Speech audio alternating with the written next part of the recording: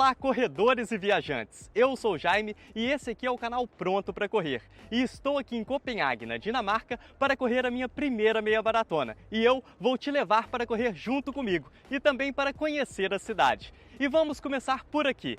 Essa é a Prefeitura de Copenhague, um dos edifícios mais altos dessa cidade que é praticamente plana. E na fachada do edifício temos a estátua do fundador da cidade, o bispo guerreiro Absalão.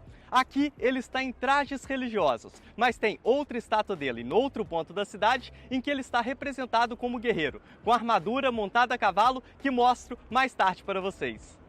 E logo aqui ao lado da prefeitura temos a estátua de Hans Christian Andersen, uma das figuras mais famosas da Dinamarca, autor de contos infantis mundialmente famosos, como O Patinho Feio, O Soldadinho de Chumbo, A Rainha da Neve, que serviu de inspiração para Frozen, A Roupa Nova do Rei ou A Roupa Nova do Imperador e muitas outras.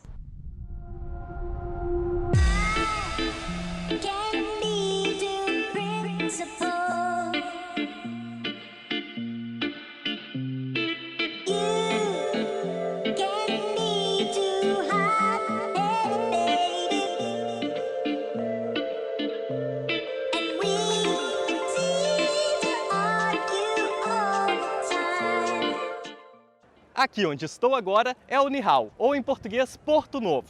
Possivelmente esse conjunto de casas coloridas às margens do canal é o cartão postal da cidade. Esse canal foi escavado entre 1671 e 1673 e serviu como principal porta de entrada para os barcos mercantes. Naquela época, muitos mercadores e pessoas ricas se instalaram aqui no local.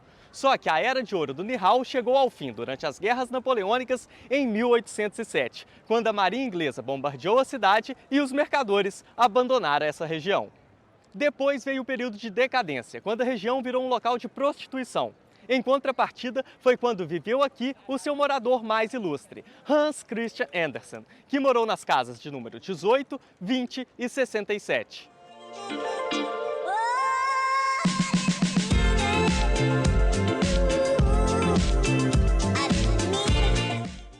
Outra que chama atenção é essa azul aqui, a casa de número 9, por ser a mais velha daqui, construída em 1681. Hoje em dia o que vemos são muitos restaurantes e turistas, que ficam encantados com essas construções e também com os barcos aqui do canal.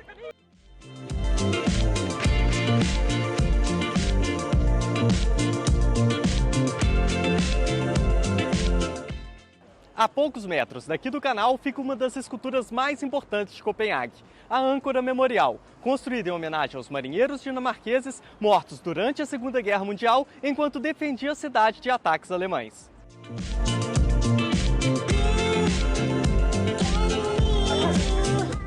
Temperatura ideal, por volta de 12, 13 graus, mesmo com o sol aberto.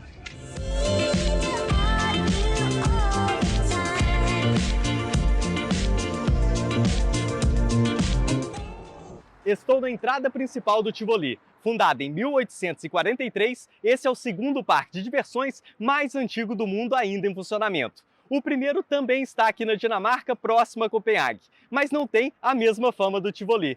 O seu criador obteve o alvará para a criação desse parque porque ele convenceu ao rei que quando as pessoas estavam se divertindo, elas não estavam pensando em política. Pensamento que pode parecer atual, mas já vem de séculos. E não pense que é só um parque de diversões e as pessoas vêm aqui só por causa dos brinquedos. Não se resume a isso. É uma mistura de parque de diversões com jardins, história, atrações, espetáculos e belos edifícios. Vamos lá dar uma olhada.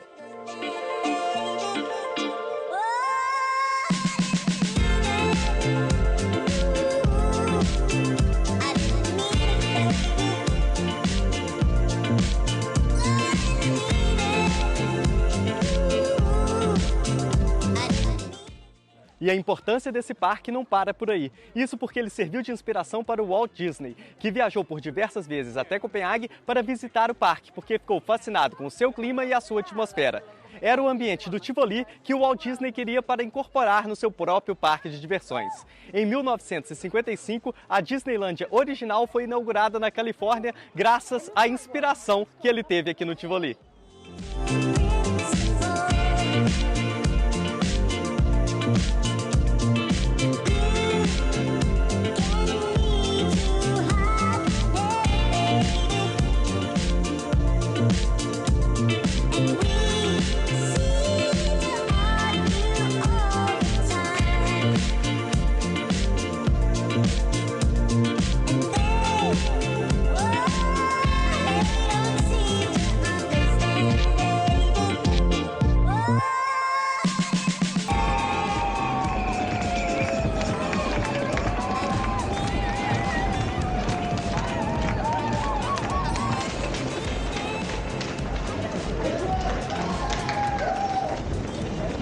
depois de 5 km, agora sim começa a ter mais espaço para correr. Estava muito cheio antes dos 5 km. O primeiro posto de hidratação muito cheio. Acho que a partir de agora disperso um pouquinho mais, mas vai continuar muita gente. Então vamos ver mais um pouquinho da cidade. Eu já apresentei para vocês Hans Christian Andersen e também algumas de suas casas. Mas dentre os contos infantis que eu citei, eu deixei para falar talvez daquele que seja o mais famoso aqui nesse ponto da cidade. Essa aqui é a estátua da Pequena Sereia. Sim, o famoso desenho da Pequena Sereia foi inspirado na história escrita por Hans Christian Andersen. Como dá para ver, a ligação entre Walt Disney e Dinamarca não se resume só ao Tivoli. A estátua de bronze, inaugurada em 1913, que mede 125 centímetros e pesa 180 quilos, foi colocada aqui às margens do Mar Báltico como uma homenagem ao famoso escritor. Mas apesar da estátua ser um ícone de Copenhague, como atração turística, acho que é bastante superestimada.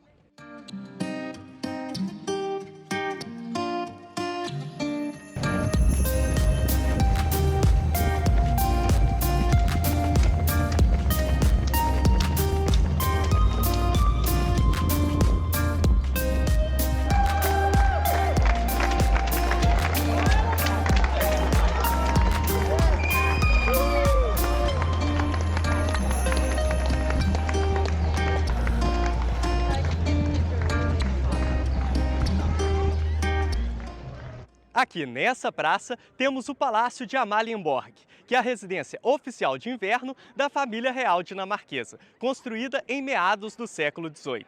Na realidade, não é só um palácio, mas sim 4 palácios que têm fachadas idênticas. E no centro da praça fica a estátua do rei Frederico V da Dinamarca, o rei que tinha planos ambiciosos e fundou essa parte da cidade.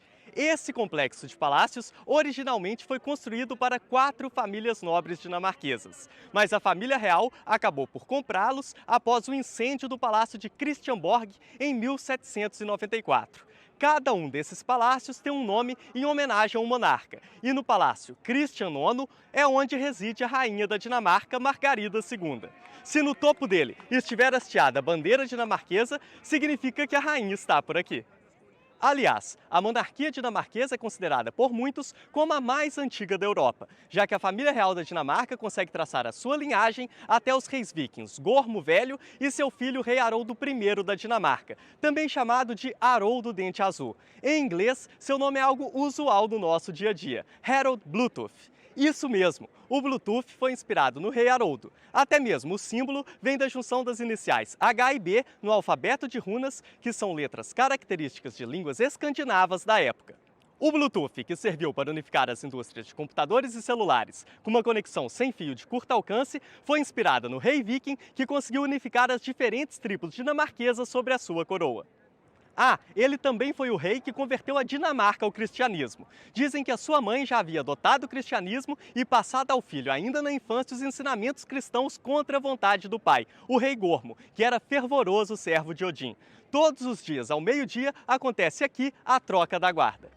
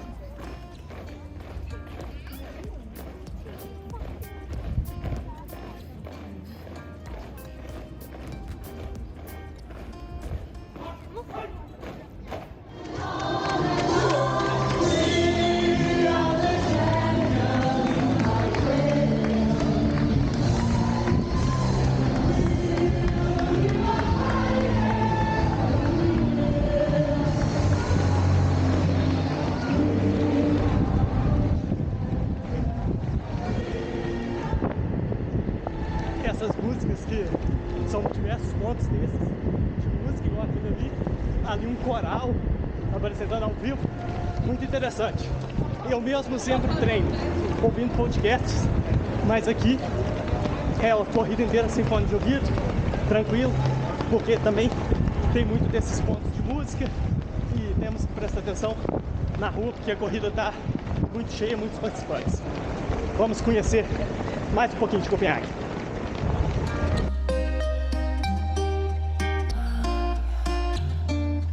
Saindo da Praça do Palácio Real, damos de cara com a Igreja de Mármore. Ela foi projetada para ser feita totalmente em mármore, mas devido a cortes no orçamento e à falta de recursos, a ideia inicial não conseguiu ser concretizada. Mas não deixa de ser uma igreja muito bonita e imponente. Possui a maior cúpula entre todas as igrejas da Escandinávia, com 31 metros de diâmetro e 50 metros de altura. Dizem ter sido inspirada na cúpula da Basílica de São Pedro no Vaticano. Realmente são muito parecidas.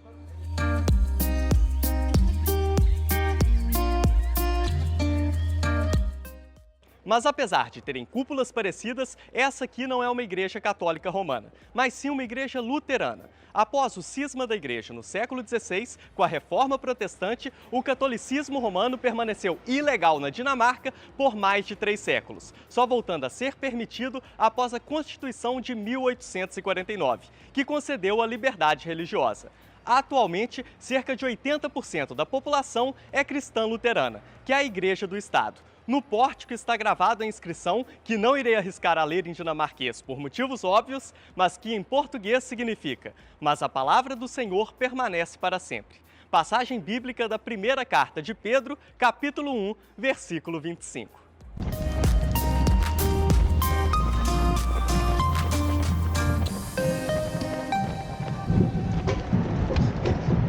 E esse samba aí, hein?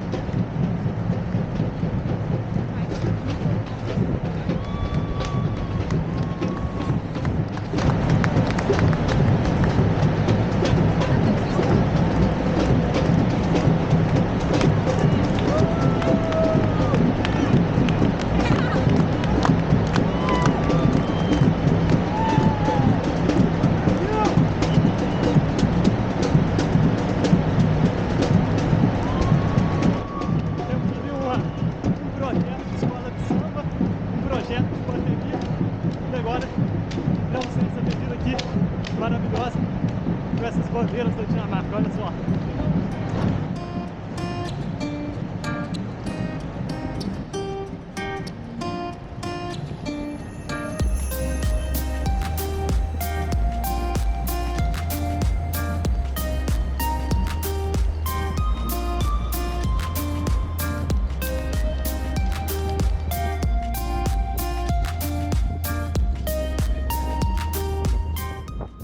Alinhado com a Igreja de Mármore e o Palácio de Amalienborg, que são edifícios do século passado, temos uma construção dos nossos tempos. A sede da Ópera Nacional da Dinamarca, que é uma das casas destinadas à música mais moderna do mundo. Um edifício enorme que começou a ser construído em 2001 e foi inaugurado em 2005.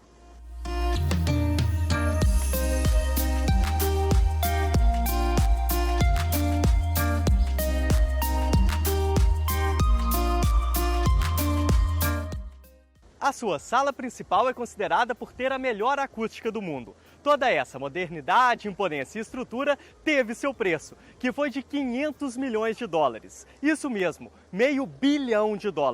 Dessa forma, é detentora da casa de ópera mais cara já construída no planeta. E por isso recebeu muitas críticas e protestos devido aos custos para sua construção.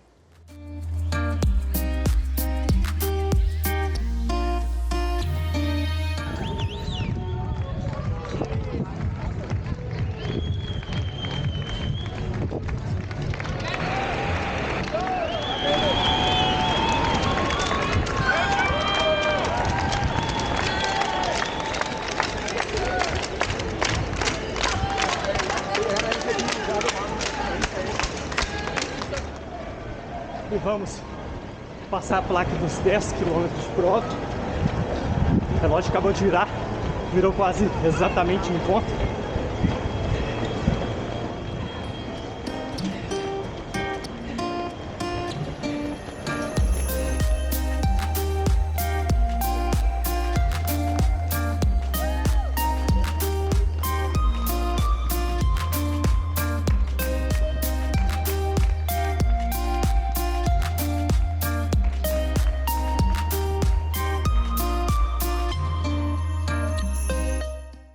Essa aqui é a maior rua para pedestres do mundo, com 1.100 metros. Em 1962, foi proibida a circulação de carros nessa rua, que marcou uma grande mudança na vida urbana da cidade, com grande influência para o urbanismo europeu e mundial. Como podemos ver, ela é cheia de lojas de grife, além de cafés e restaurantes.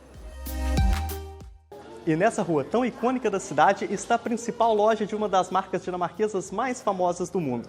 Estou falando da Lego. A marca foi criada em 1934 e dispensa apresentações sobre o que se trata, não é? Apesar de ter sido criada na década de 1930, o sucesso veio 3 décadas mais tarde, nos anos 60, e a partir de então só cresceu. O nome Lego é a junção de 2 palavras dinamarquesas, Legot, que significa brincar bem. Atualmente, a empresa é líder mundial no segmento de brinquedos para criança nas faixas entre 3 meses até 16 anos. Eu aqui estou na metade do caminho ainda da meia maratona e na cidade ainda tem muita coisa para a gente ver. Vamos lá!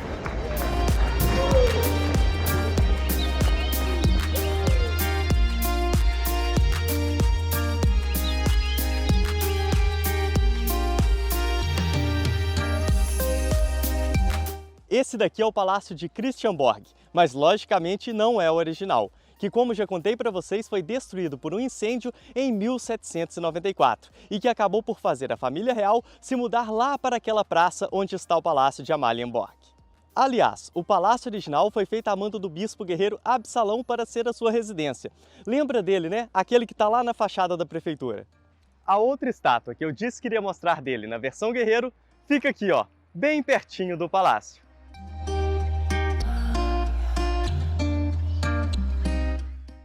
Voltando aqui para Christian Borg. Após o tal incêndio, o segundo palácio de Christian Borg foi reconstruído em 1828. Mas também não é esse aqui. Sabe por quê? Ele também foi destruído por outro incêndio em 1884. Esse é o terceiro palácio de Christian Borg, inaugurado em 1928, ou seja, vai fazer 100 anos em breve. Esperamos que nenhum mais incêndio aconteça. As 3 coroas que vemos na ponta da torre foram colocadas para representar as 3 vezes que o palácio foi construído e reconstruído.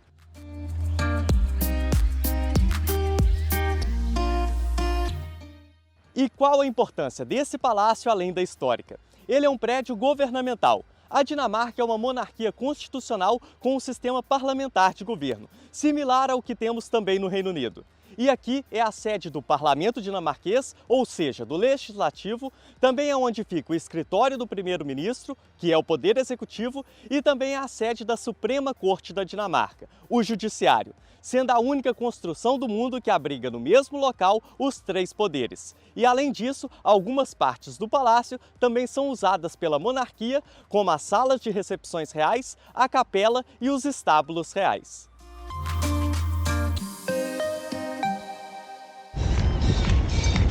Vai, Brasil!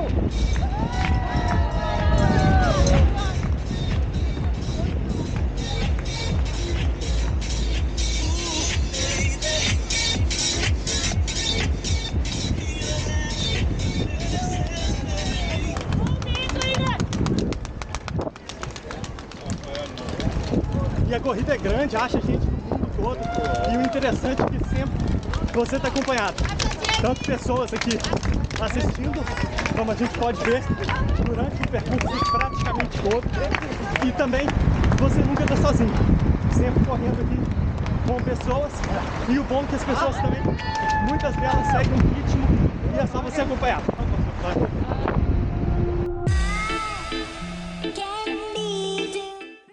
Dentro da cidade de Copenhague temos uma região que é conhecida como Cidade Livre de Cristiania, ou simplesmente Cristiania, que é uma comunidade hippie independente com suas próprias regras e estilo de vida. Tudo começou no início dos anos 70, quando os primeiros ocupantes chegaram a essa antiga área de bases militares recém-abandonadas e tinham como ideal comum a rejeição a certos valores morais e convenções sociais no contexto europeu pós-Segunda Guerra Mundial. Esse espírito livre da comunidade de Cristiania logo foi permeado por valores anarquistas e do movimento hippie.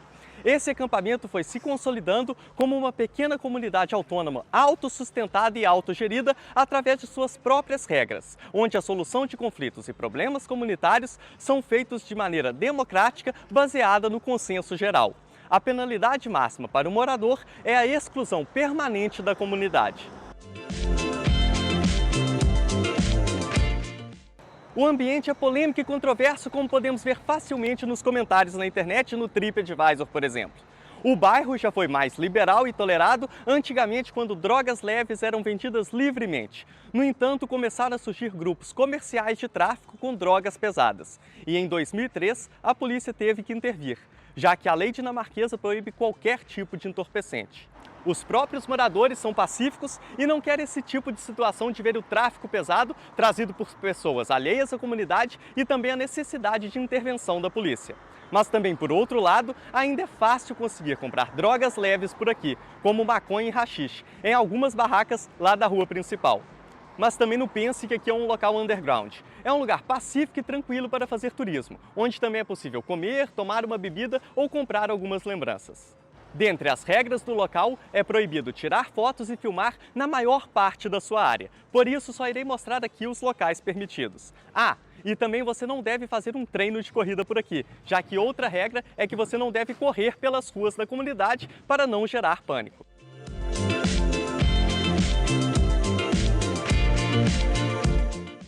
Como comunidade independente, eles não se consideram parte da Dinamarca, nem mesmo da União Europeia. E isso fica nítido quando vamos atravessar esse pórtico na saída da comunidade com os dizeres: "Você agora está entrando na União Europeia".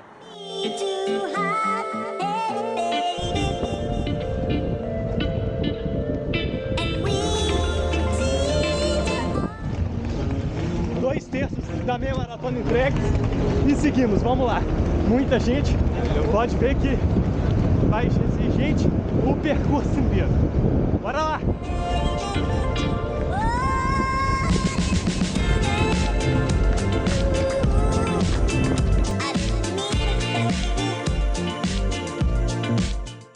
Aqui bem pertinho da saída da Cristiania fica a Igreja do Nosso Salvador. A torre da igreja é a principal atração, por chamar a atenção tanto de quem olha daqui de baixo, quanto porque do alto dos seus 90 metros de altura apresenta uma das melhores vistas da cidade de Copenhague.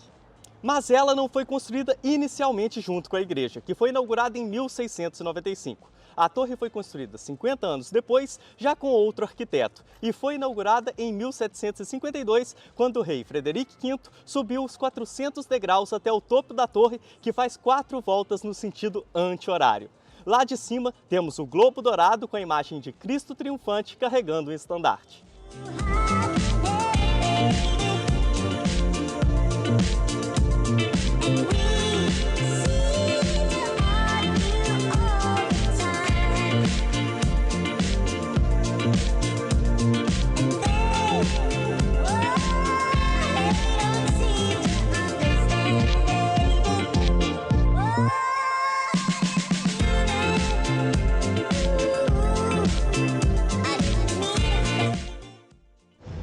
Passar agora aqui numa rave e na hora que passar nesse ponto que está essa festa aqui colocada pela organização, vão voltar 5 quilômetros.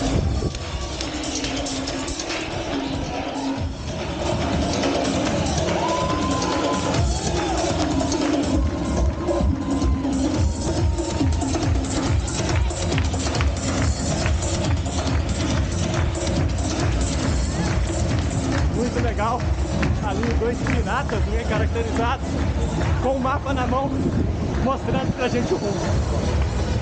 Bora lá, falta pouco, mas ainda tem locais para conhecer aqui em Copenhague.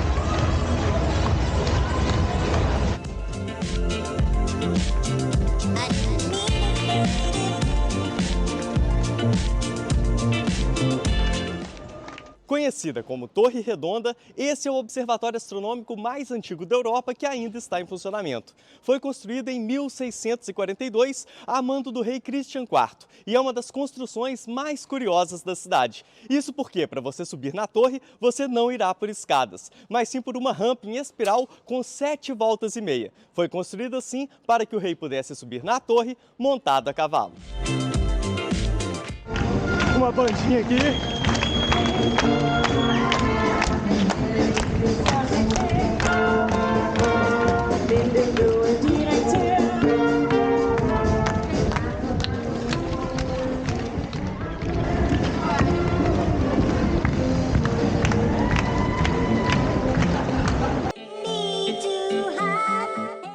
Esse é o Castelo de Rosenborg, construído no início do século XVII para ser a residência de verão da família real. Serviu como residência real até 1710. Depois serviu também como residência real em mais 2 momentos da história. Em 1794, quando o Palácio de Christiansborg sofreu incêndio e a família real morou aqui até se mudarem lá para o Palácio de Amalienborg, e em 2 de abril de 1801, quando os ingleses invadiram a cidade na Batalha de Copenhague e a família real se abrigou no castelo.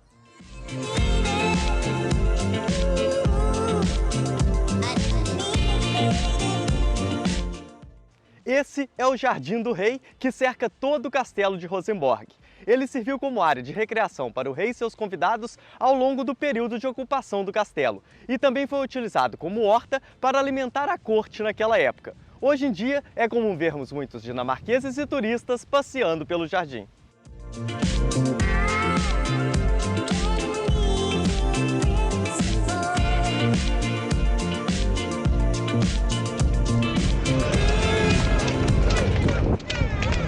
Gostando da cidade? Ela é incrível, né? E eu sigo aqui e agora falta um pouco mais de 2,5 km.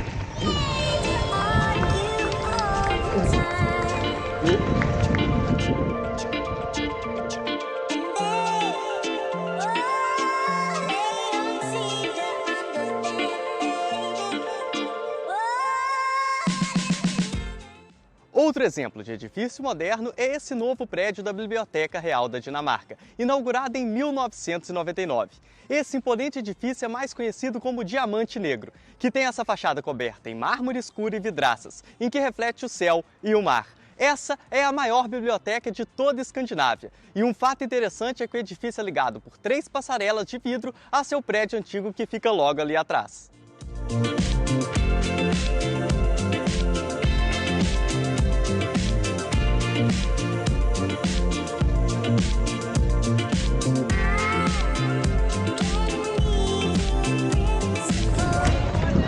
E aqui lá vamos nós para o nosso último quilômetro de meia maratona de Copenhague.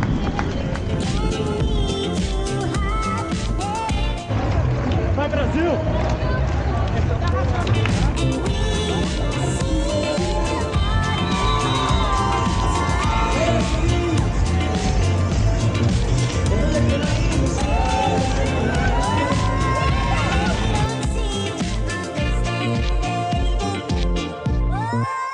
Construído em 1625, esse é um dos edifícios mais antigos e conhecidos da cidade. Chama atenção pelo seu telhado de cobre verde, mas originalmente o telhado não era de cobre, mas sim de chumbo.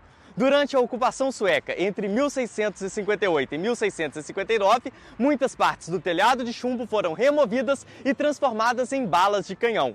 Os buracos no telhado devido à retirada do chumbo para fazer munição foi parcialmente coberta depois com estanho e telhas, e somente no final do século XIX que o telhado foi feito em cobre.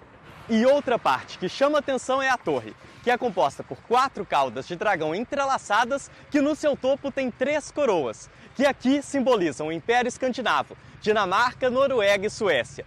Além disso, dizem que essa torre funciona como proteção. Reza a lenda que a torre com caudas de dragão protege o edifício contra ataque de inimigos e incêndios. Surpreendentemente, a antiga bolsa de valores muitas das vezes foi poupada de sofrer danos enquanto os edifícios vizinhos foram incendiados. Não teria sido uma má ideia ter colocado uma torre dessa lá no Palácio de Christiansborg, hein? Já vejo ali. Pode chegar. Quando eu criei o canal, eu falei que queria ter uma experiência especial. E hoje eu consegui entregar dentro do que eu estabeleci, tranquilo. E a experiência especial é isso, é entregar emoção. Estou muito feliz. Vou deixar aqui presente essa minha maratona.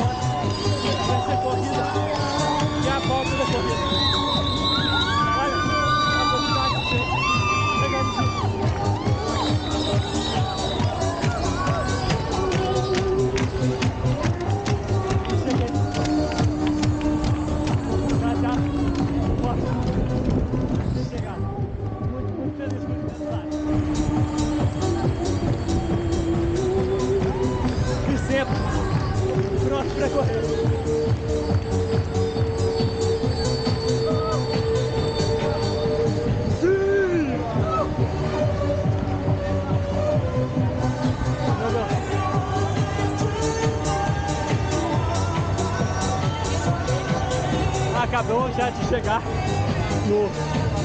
no celular, né, aqui no relógio, meu tempo final.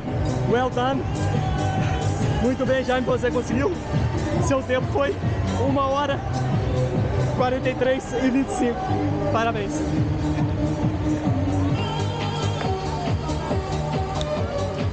Kære publikum, kære løbere, velkommen her ved målstregen, og publikum tager rigtig godt imod løberne. Nu får vi altså lige nu her de røde balloner, dem der har løbet på 1:45 over målstregen.